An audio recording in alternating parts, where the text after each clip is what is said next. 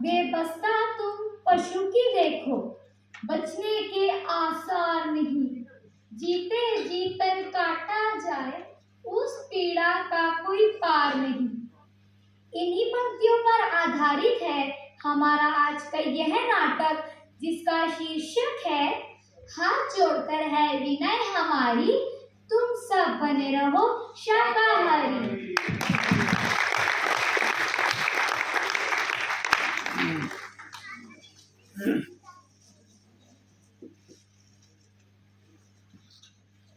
मगध सम्राट चंद्रगुप्त मौर्य ने एक बार अपनी सभा में कहा, सभासदों, आज हम यहाँ एक बहुत ही बड़ी समस्या का समाधान ढूंढने के लिए एकत्रित हुए हैं।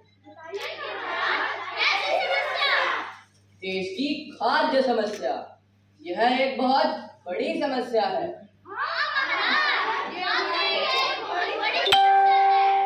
सभाजनों, अब आप ही बताइए, देश की खाद्य समस्या को सुलझाने के लिए सबसे सस्ता खाद्य पदार्थ क्या हो सकता है? मंत्री परिषद तथा अन्य सदस्य सोच में पड़ गए। चावल, गेहूं, ज्वार, बाजरा आदि तो बहुत श्रम के बाद मिलते हैं, और वह भी तब जब प्रकृति का कोई प्रकोप न हो। ऐसे में तो अन्न कभी सस्ता हो ही नहीं सकता। तब शिकार का शौक पालने वाले एक सामंत ने कहा, राजन, मेरे विचार से सबसे सस्ता खाद्य पदार्थ मांस है। इसे पाने में मेहनत कम लगती है और पौष्टिक वस्तु खाने को भी मिल जाती है। हम सब इनकी बात से सहमत हैं। लेकिन महामंत्री चाणक्य चुप थे। तब सम्राट ने उनसे पूछा, महामंत्री चाणक्य, आप क्यों चुप हैं? आपका इस बारे में क्या विचार है? महाराज, मुझे कुछ समझने का समय दीजिए। मैं अपने विचार कल आपके समक्ष रखूंगा। हाँ, क्यों नहीं। हम कल प्रातः इस विषय पर पुनः चर्चा करेंगे। जी महाराज।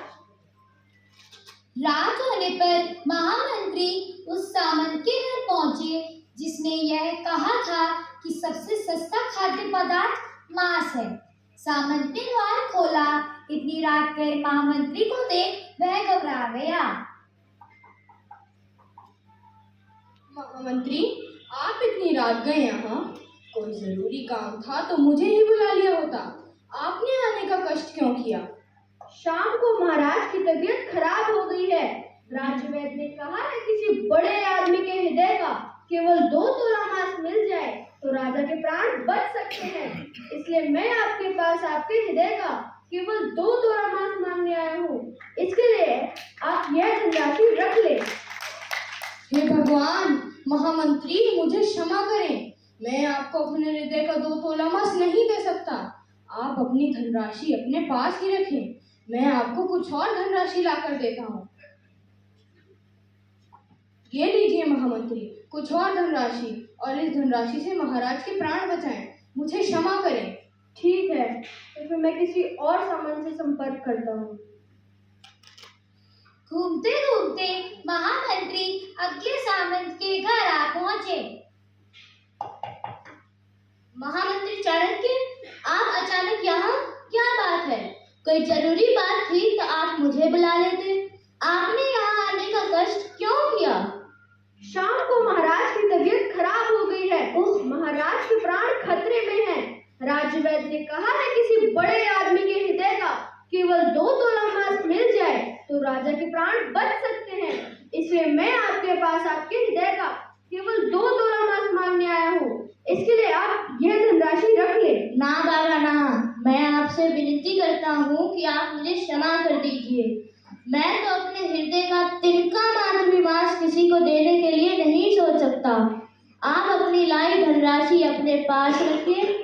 मैं आपको अपनी तरफ से कुछ और धनराशि लाकर देता हूँ। आप इस धनराशि से महाराज के लिए कोई और इंतजाम कर लीजिए। मुझे क्षमा कीजिए। ठीक है, मैं किसी और से संपर्क करता हूँ। प्रयत्न करते करते महामंत्री अगले सामंत के घर आ पहुंचे।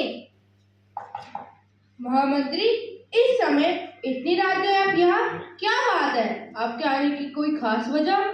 महाराज के प्राण खतरे में हैं। राजवैद्य ने कहा है किसी बड़े आदमी के हृदय का केवल 2 तोला मांस मिल जाए तो राजा के प्राण बच सकते हैं। इसलिए मैं आपके पास आपके हृदय का केवल 2 तोला मांस मांगने आया हूँ। इसके लिए आप यह धनराशि रख लें। हाय तौबा! महामंत्री, आप मेरे पास मेरे हृदय का 2 तोला मांस लेने आए हो? यह तो संभव हो ही नहीं सकता। कृपया मुझे माफ कीजिए, मैं आपको आपकी इच्छा पूरी नहीं कर सकता और आप अपनी धनराशि अपने पास ही रखिए। मैं आपको अपनी तरफ से और धनराशि ला के देता हूँ। आप ये धनराशि से महाराज के प्राण बचाए और मुझे क्षमा कीजिए। ओ, इतनी बड़ी धनराशि इकट्ठा हो गई है, लेकिन अभी तक 2 तोला मांस नहीं मिला। महामंत्री बारी बारी सभी सामंतों के यहाँ पहुंचे और उन्होंने उन सभी से ही उनके हृदय का 2 तोला मांस मांगा, मगर कोई भी राजी न हुआ। इतनी बड़ी मात्रा में धनराशि इकट्ठा करके महामंत्री रात को विश्राम करने के लिए अपने घर चले गए। रात को सोने से पहले वह उन सभी जीवों के बारे में सोचने लगे जिनका मांस हर कोई बड़े चाव से खाता है। सोचते सोचते उन्हें कब नींद आ गई उन्हें पता ही नहीं चला। सपने में सबसे पहले मुर्गियां अपनी व्यथा सुनाने आईं। पक पक पक पक पक पक पके, पक पक पक पक पक पक पके, पक पक पक पक पक पक पके।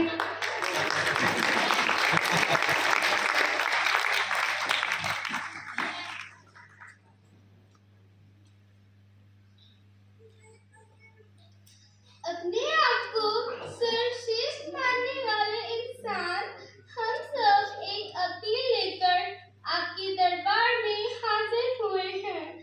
तुम्हें इस दुनिया में भगवान का भेजा हुआ दूत समझा जाता है, इसलिए हम तेरे दरबार में यह विनती लेकर हाजिर हुए हैं। हमारी पुकार तेरे दरबार में तेरे ही जुल्म के विरुद्ध अपील है।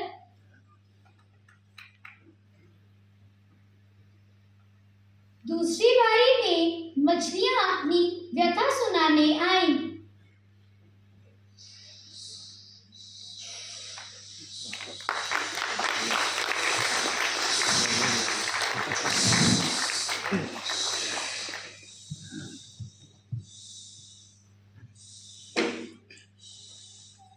ये स्वार्थी मनुष्य, हम इतने विशाल समुद्र में रहने वाले कण मात्र छोटे से जीव हैं। हमें भी जीने का अधिकार है। हम भी स्वेच्छा से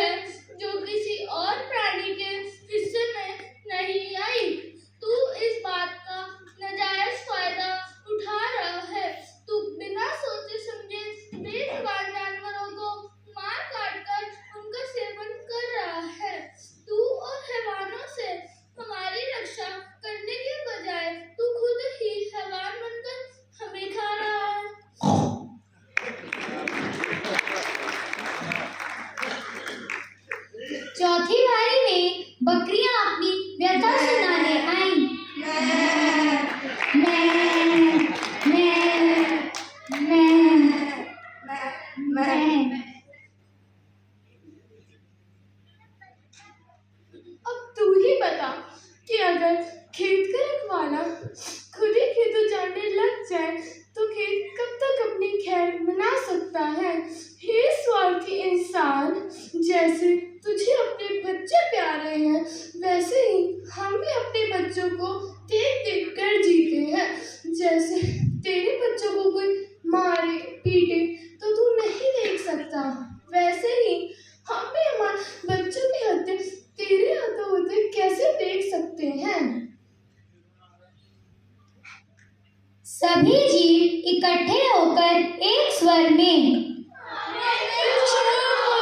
हमारी हत्या ना करो, हमें भी जीने का अधिकार है, हमें भी जान प्राण है, हमारी हत्या ना करो, हमारी हत्या ना करो, हम पर दया करो, हम पर दया करो, हम पर दया करो।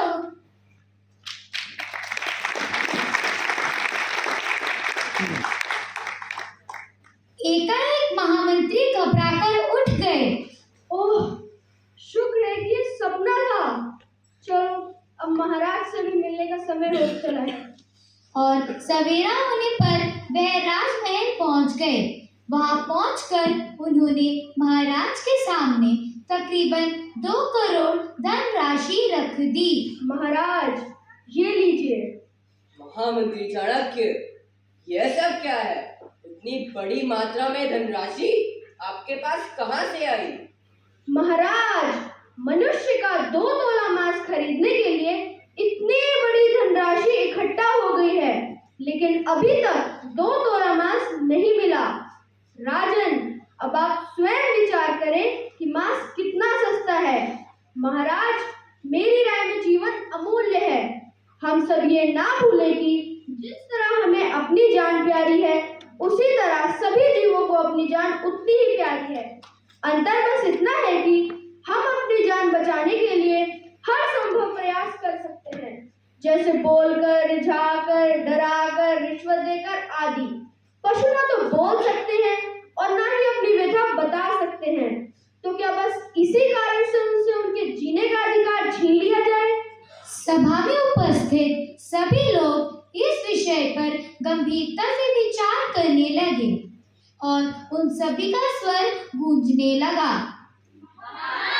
प्रधानमंत्री चाणक्य बिल्कुल सही कह रहे हैं। प्रत्येक जीव जंतु को स्वेच्छा से जीने का अधिकार है। जीवों की हत्या पाप है। हमें सभी जीवों की रक्षा करनी चाहिए। आप सभी शांत रहे। यह वैसे अत्यंत महत्वपूर्ण है। चाणक्य के विचार ने हमें विवश कर दिया है। सभी धर्मों के अनुसार प्रत्येक जीव जंतु को स्वेच्छा से जीने का अधिकार है। प्राणी मात्र की रक्षा हमारा धर्म है। आज और अभी से जीव हत्या करने वाला व्यक्ति दंड का भागी होगा। पूरे राज्य में ऐलान करवा दिया जाए। जी महाराज। सुनो देशवासियों, सभी ध्यान से सुनो। महाराज का आदेश है कि आज से और अभी से जीव हत्या करके मांस का सेवन करने वाला व्यक्ति दंड का भागी होगा। इस आदेश का पालन सख्ती से किया जाए।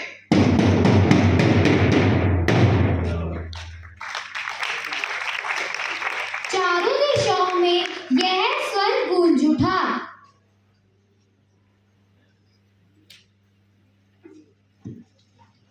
मत बनाओ पेट को अपने मृत मेजबानों का कब्रिस्तान। कैसे तुम इनकी आहों से रह सकते हो अनजान।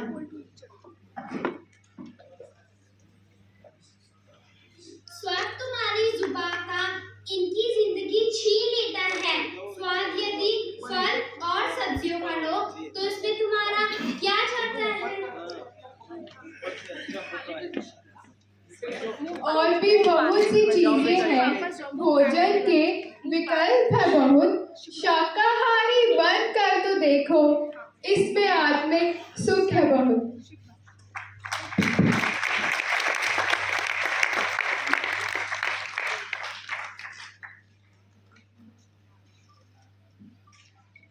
किसी की जिंदगी छीनकर उसके जिस्म को आहार बनाना तुम्हें इंसान नहीं बनाता।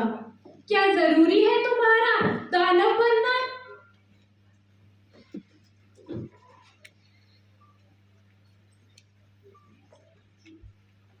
वाकई जब तुम मांस भक्षण करते हो तो इंसान कहीं से भी नहीं दिखते।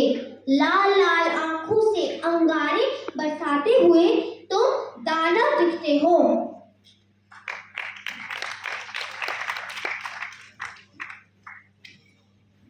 तुम्हें भगवान ने इन जानवरों से अलग एक मनुष्य बनाया था।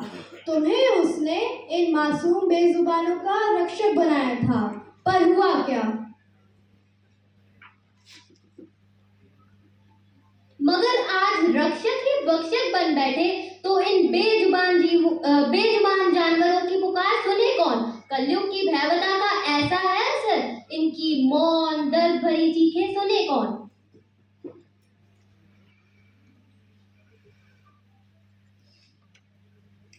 मांसाहारी जीव जैसे शेर और चीते अपने लिए भोजन नहीं पका सकते।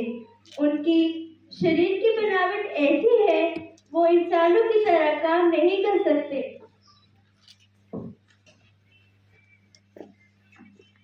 इसीलिए तो मांस खाने का अधिकार भगवान ने केवल वन्य जीवों को दिया और तुम्हारी शारीरिक बनावट के आधार पर अपने शाकाहार भोजन को तुम्हारे लिए चुना।